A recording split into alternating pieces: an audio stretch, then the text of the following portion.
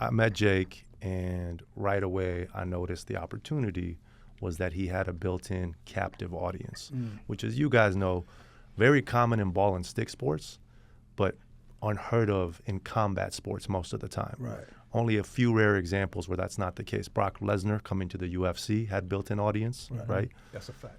CM Punk. And then you can say the Olympics bring some audience for some of the boxers. Right. But really, they still come into the sport, and they got to build name, build rare, brand. Yeah. Jake already Oscar maybe. Yeah. Oscar, Not too many. maybe, Still, but not still, on that scale Still. where Of course not. the lack of experience could be made up for with audience, right? Truth be told, he had one amateur fight at the time, and he wanted to get into boxing as a pro.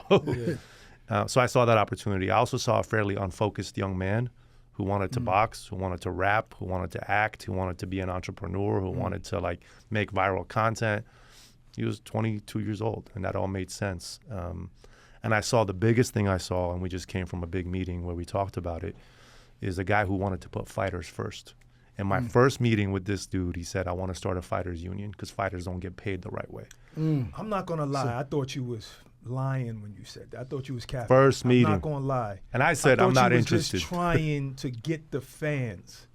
But that's real. But hold What, on, though? hold that thought. They'll never like me. I don't need to get people to, you know what I'm saying? Like I'm very genuine about that, and it still needs to happen. And there's a lot of work to be done. But like Mike Tyson said, like I'm the anti-hero. I'm the one that's actually helping everybody. The only one that's actually helping everybody. Standing on his 2 feet, But- independent. But is labeled as the opposite.